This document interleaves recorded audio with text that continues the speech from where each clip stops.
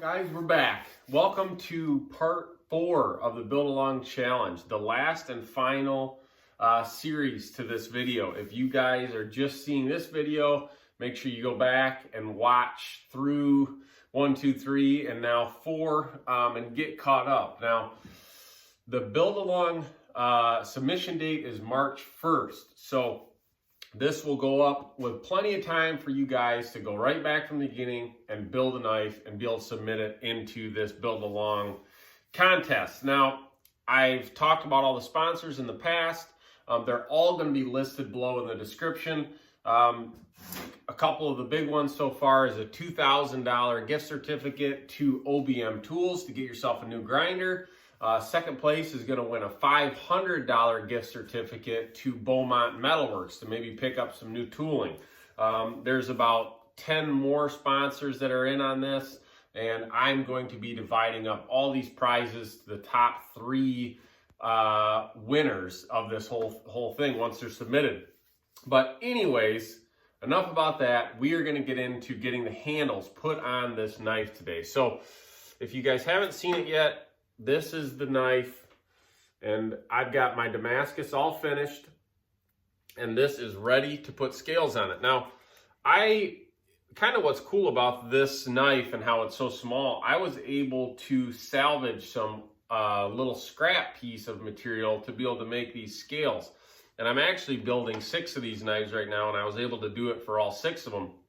But I went ahead and I actually saved these scales. I'm going to come around and show you guys really quick from a build a long time ago. And you can see it's some stabilized mango wood with some green and black G10 liners. And in between there is a little piece of mammoth, molar, mammoth tooth, whatever you want to call it. So this should be a really cool set once all finished up. And so we're kind of skipping the part of me building the scales because we already got them right here. If you guys want to see more about building multi-piece scales, I've got a ton of videos up on it. So go back through my videos and check those out. So to start, we're going to get these prepped to get these put on this knife. I'm going to be doing 3 of them today, but I'm just going to video the build knife. So let's get into it. All right, so the first step of getting scales prepped for me is I'm kind of going to do this as if you guys are doing maybe a more simple handle, is I like to lay it out on the piece, okay? So I kind of set it up like that, and I'll trace it out with a marker and cut out those pieces. Now, for me, since we're doing a multi-piece set of scales, the thing with doing these is you have to make sure that both scales segments line up on the top and the bottom, okay? So I normally will drill one side at a time, but with these, I'm gonna clamp this all together and drill them both at the same time. But getting them lined up right is kind of the tricky part of the operation. So what I like to do is kind of, you're just eyeballing where all those things meet up. And it's especially hard when you're dealing with a scrap piece like this. But because of that right there, you can see these 2 pieces don't line up properly. So you have to really, really make sure that all your colors are lining up. And now I traced out where that handle is gonna go on that piece, kind of just to see that I have enough space to be able to do this with these small little pieces. And what I like to do is once I've got it lined up is I just take a pair of vice grips, and that's how I'm going to clamp this all together to be able to drill my pinholes. And once your pinholes are drilled, you don't have to worry about it anymore. So I'm going to make sure these are all lined up and then just clamp that down like that. And then you're ready to drill your pinholes and make sure that everything is lined up perfectly, top and bottom. Okay, so make sure this is lined up and this is lined up. Now, if you're doing just a regular set of scales, you don't have to worry about this step, but hopefully you guys are coming up with something pretty fancy.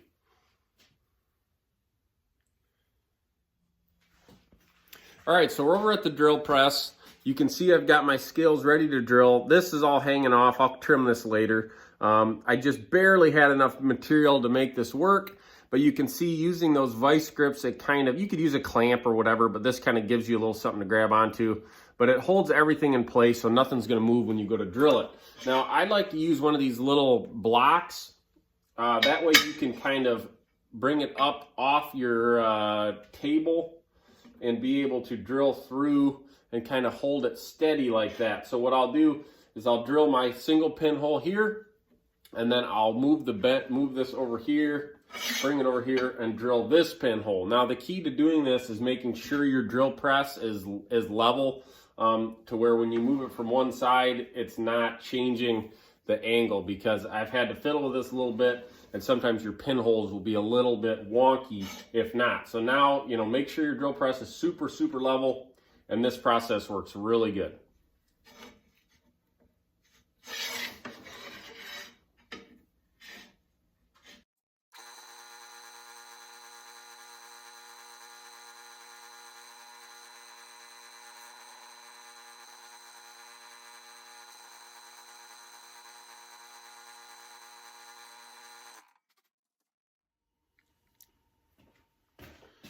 All right, guys, so hopefully you got your handles drilled without any problems. Should be looking a little something like that. We've got our 3/16 pinholes drilled. Now, I was kind of looking through what I have to figure out what I wanted to do for pins.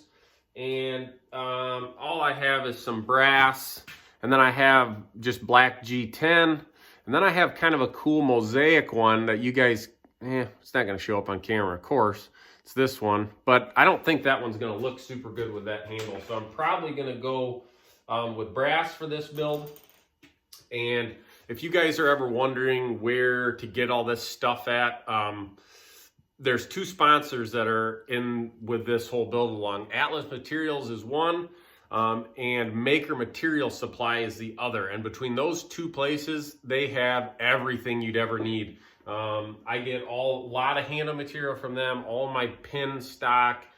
They sell a lot of cool lanyard tubes, and you can see like they've got G10 tubes in all the different colors too, which is really cool. So you can match up your pins with your lanyard tubes, which is actually pretty cool, and it just adds a little bit of that extra customness to your knife. So what I'm going to do is, like I said, I think I'm going to do the brass with this one, and we're going to cut these down to size. All you need to do is cut enough, you know, so it sticks through both sides of your handle.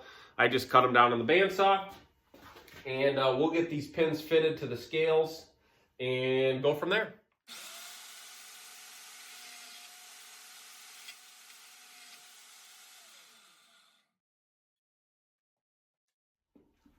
Okay, now you've got your handles, you've got your pin, and the next step is getting it to where your 3/16 pin fits in your 3/16 hole. Now, you can either make this little one size up, but what I like to do, you can see it just doesn't quite fit in there all the way. And so what I like to do is take it over to the grinder and just kick it on. And kind of, let's see if you can hold it, and just kind of hold it and roll it a little bit along the side. I'm going to show you right now what I do to make these fit.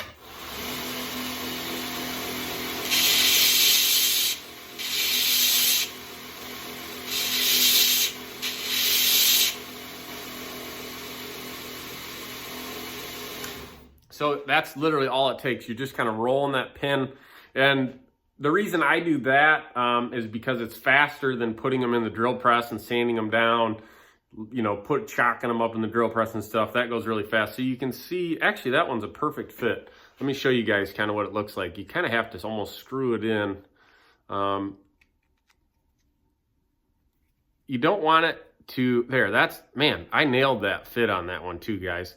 You want it to be able to push through, but not, you know, you don't want it sliding in and out like without any force. Then you'll get little gaps around where your hole is. But you also don't want it too tight to where you have to whack it in with a hammer and you end up cracking your wood. So there's a little tip for you. If you learned anything today, you learned that. So I'm going to do this other pin. And then we'll start kind of shaping these scales up and get them ready to glue up.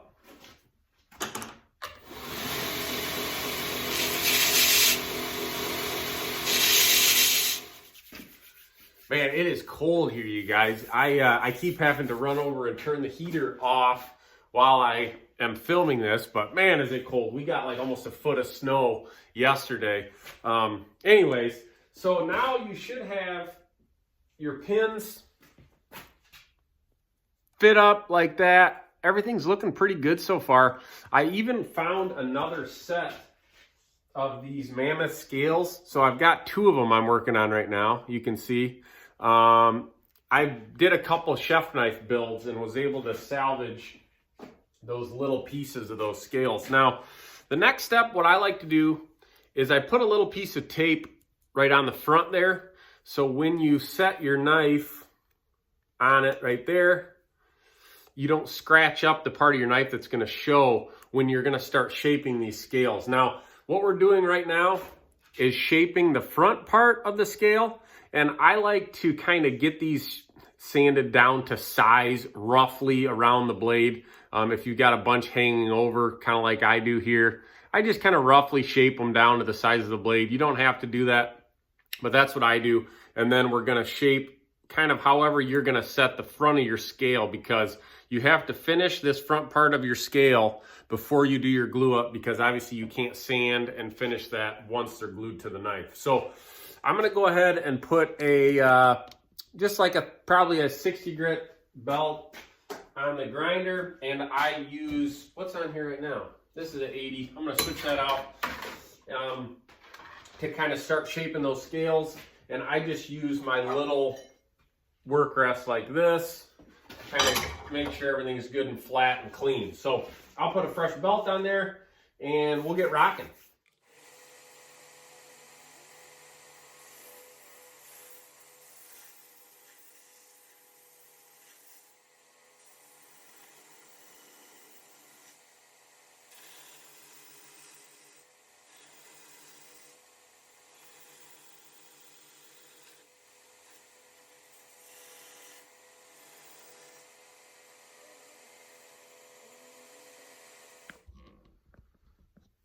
Once you have those kind of rough cut out to fit your knife, you can see I've got it almost flush there. What I like to do is just take one of these little fine tipped markers and kind of look and see how you want your scale to look on the front. And I just mark it with one of these markers as to where I'm going to grind to. And I'm going to kind of do this at a little angle to match my plunge. And I think it'll look really cool. So that way I have a little bit of a spot to know where to grind to. And then we're just kind of gonna eyeball it. It'll kind of come back and forth, test fit it, kind of make sure that angle's good and even, and we'll see how it's looking.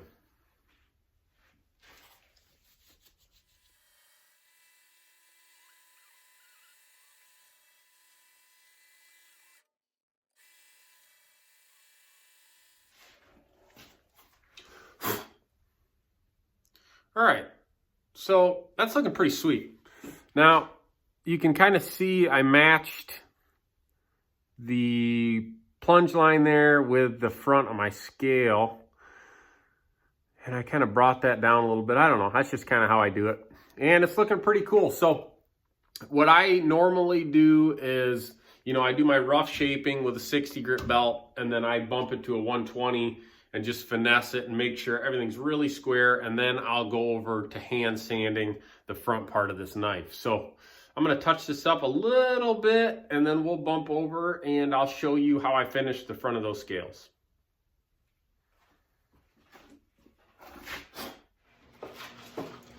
Holy cow, guys, I got belts everywhere. The shop's a disaster, but that's okay. So, all right, we've got our set of scales. You can see it in the vise right here. And again, this is at 120 grit finish off the belt. So we are going to hand sand that. And again, I use this little block with a little sandpaper wrapped around it to keep it really square like this.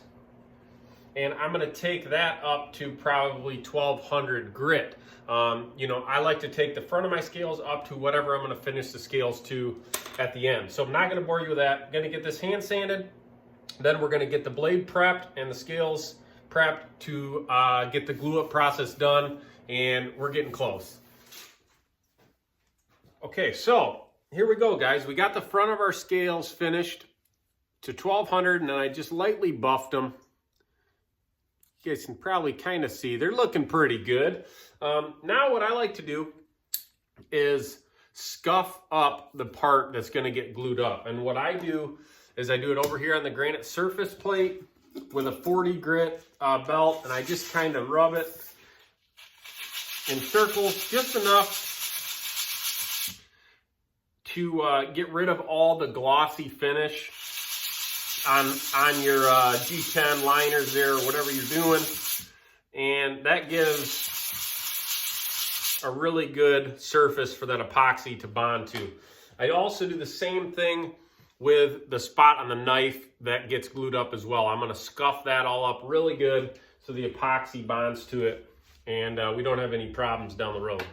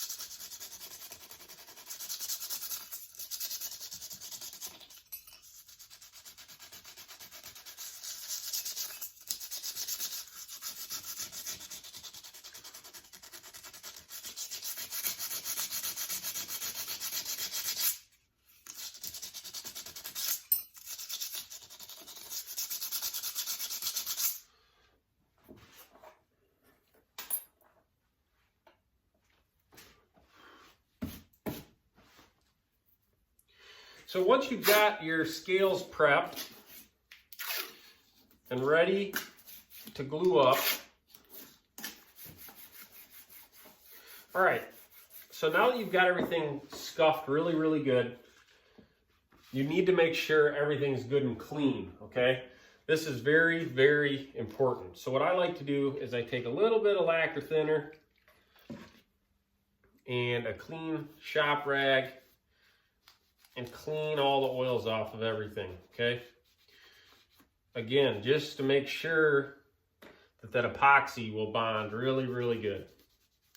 So once everything's cleaned up, guys, I just lay a couple strips of tape down on my workbench, and we are going to mix up our epoxy. Now, I am using System 3 Blade Pro epoxy. I get people asking me all the time about what epoxy to use and all this stuff.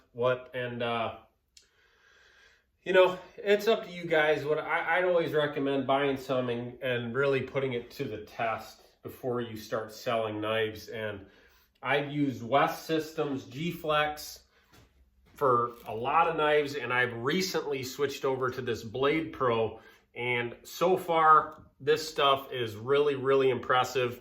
All the technical specs on this, it's actually stronger than G-Flex, which is really saying something. And I have tested this thoroughly, and it's super, super strong. So what I do, and you guys can kind of see what I'm doing, is just do a little circle and do another circle of the hardener in the same size. And it's a little bit tricky because they're kind of a different viscosity, but that's how I do it. If you guys just run down to Walmart or whatever and pick up some of the, you know, Gorilla Glue epoxy or whatever, I know people that use it and it's okay, but I have actually had some bad experiences with it, and it's just not worth it for me to risk it. So stick with really good epoxy and you won't have any problems. So we're going to get this mixed up and get our scales put on here. and I'll try to show you guys really quick. I do not want this video to be super long, but that's just how it goes sometimes with these more detailed, informative videos. Hopefully you guys have checked out some of my other videos, because I have a lot of very detailed, specific videos, not just these kind of broad, videos that I've been putting out for this build along. So make sure you guys go check those out too. If you have any more detailed questions about super specific parts of this process, I have probably covered it in some of those videos. So what I like to do, you can wear gloves for this too, but I do it so much I've gotten to where I don't get it too messy, is make sure it's mixed up really good and glob a little bit of that on there. And I just like to cover it with a nice even coat. It doesn't have to be super thick or anything, because it's just going to squirt out when you go to clamp this up. But cover it good. Take your pins, dunk a little epoxy on those, and stick them in your pinholes. I just kind of spin them in there a little bit too, just so I know that epoxy is coating everything. And try to do this without getting your oils from your fingers on everything as well.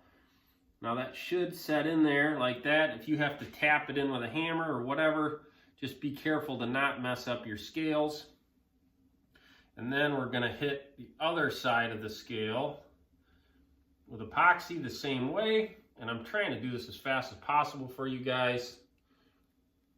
And I take some of that extra epoxy and fill in all your little holes that you made, if you made any. And then we're gonna set this other scale right on top. These pins I made a little bit too long, but that's okay. Let's see if this will fit on here without any problems.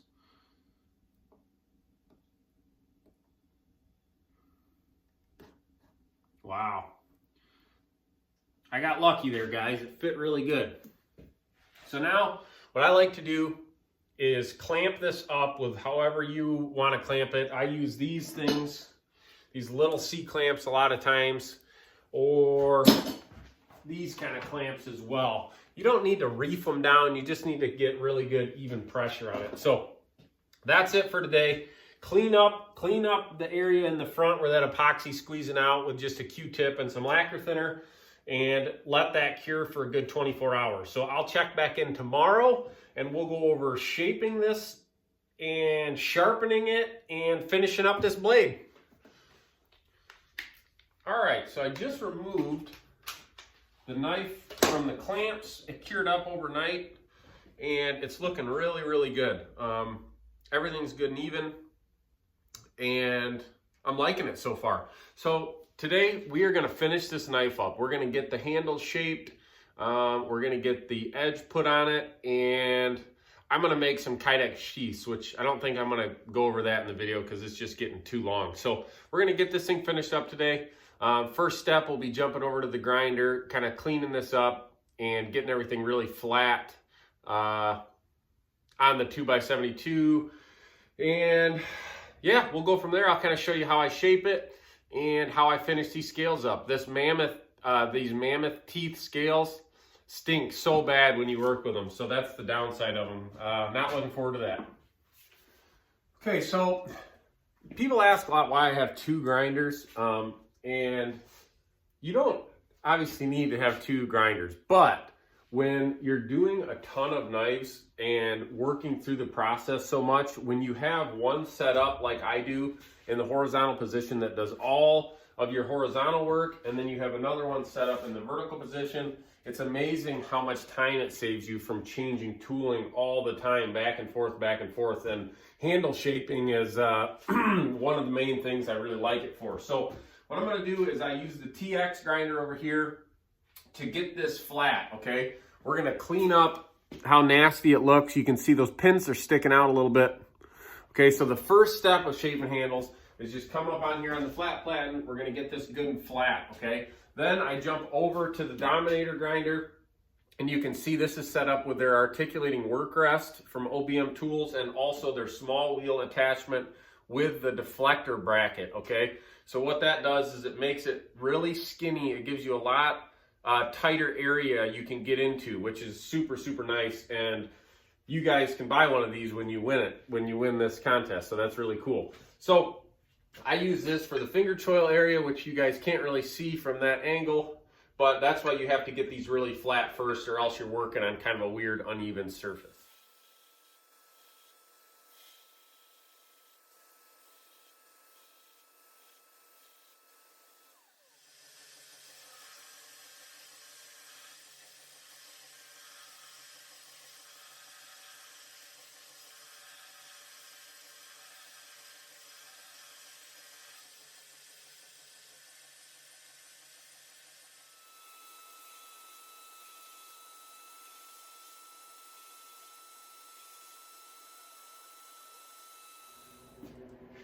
So as you can see, I clean up this spot and this spot on the Dominator grinder with the small wheel attachment, and I normally take that up to about 180 grit.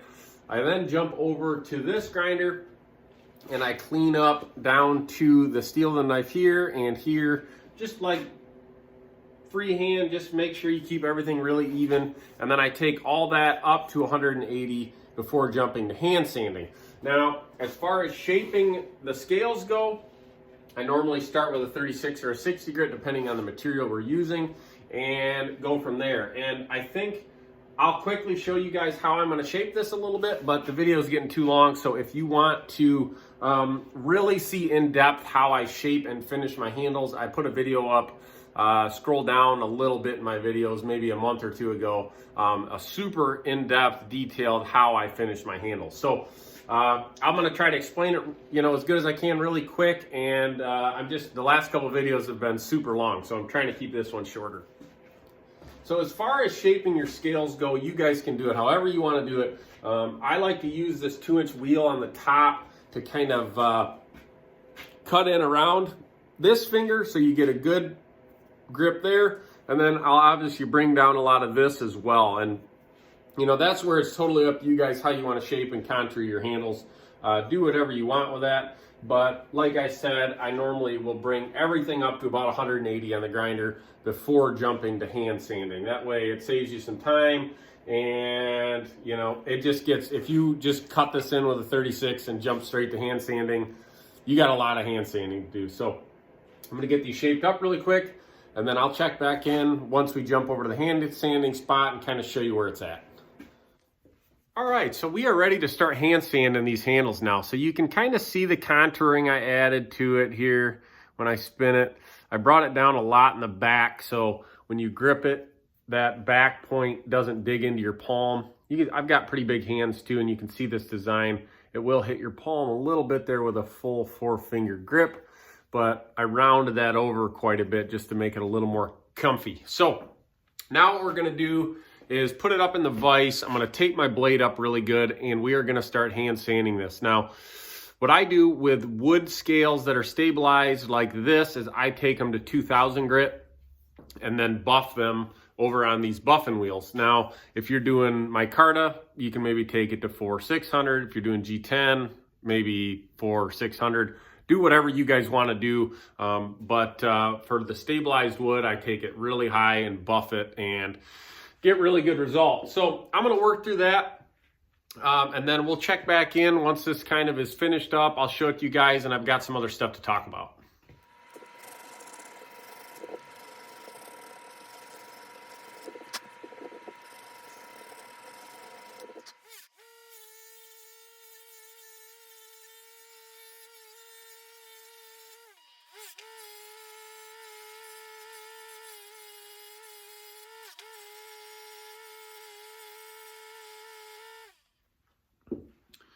All right, guys, so there you have it. Hand sanded to 2000, 3-stage buffed, and you can see that stabilized wood takes a really good polish. Looks really good. Blade's looking good. I didn't scratch it or anything. I got lucky. So now what we're gonna do is I'm gonna make a quick Kydex sheath for this, and we are going to go get this, my logo engraved on it, and we're going to get a final edge put on it. And then I'm going to check back in with you guys and go over the build along process a little bit more, explain how to enter your knife, and talk about the sponsors a little bit. So hopefully you guys are making some progress. Stay tuned. I'll check back in a minute.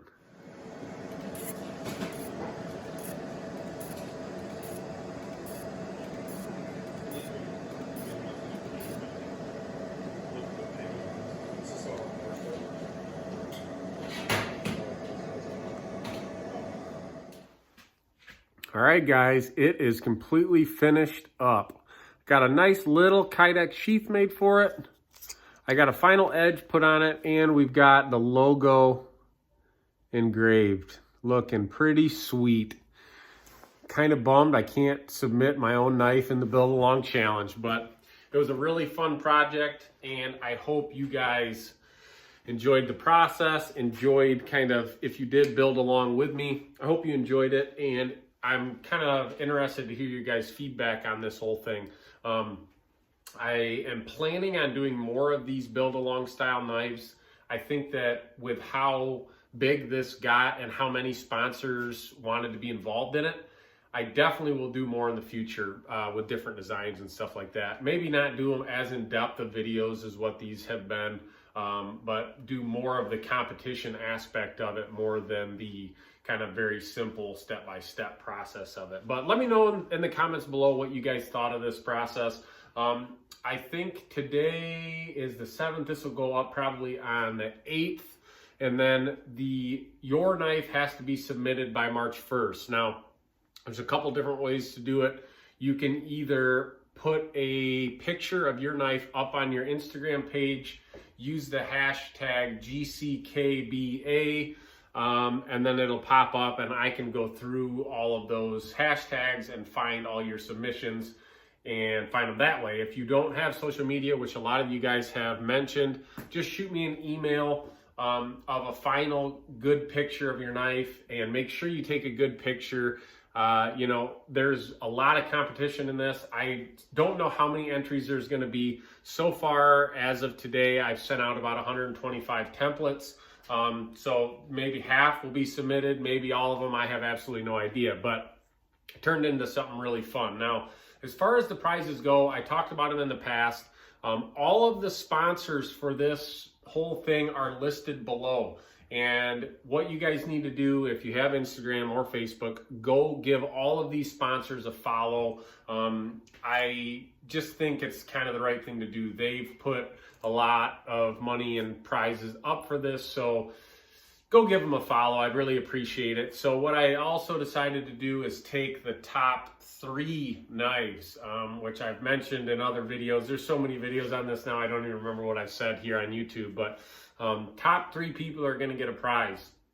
I haven't decided what the packages are yet, but I know the first place prize is going to win that big $2,000 gift certificate to OBM Tools. Pick up a new grinder, maybe some tooling, whatever you want. Second place is going to win the $500 gift certificate to Beaumont Metalworks. And again, I'm not sure about the third place. I've got a lot of prizes to figure out what's going where and all that stuff. So don't be mad at me with how that's all divided if you win it. The other thing I wanted to talk about is the voting. So I think what I'm going to do, and do not hold me to this, this is just what I came up with, is if there ends up being, say, 60 submissions of knives, I don't really have a good way of breaking those down into a top 3. So what I'm going to do is, me personally, I'm going to pick out a top 10. I think that, you know, with me not submitting a knife, it's going to be totally unbiased. I'm going to pick a top 10, and then what I'm going to do is post them in my stories on Instagram for people to vote on. All, you know, however many followers I have, 16,000, whatever, they'll all get voted on. People will be able to pick their favorites out of those top 10, and then we'll narrow it down to a top 3 from there.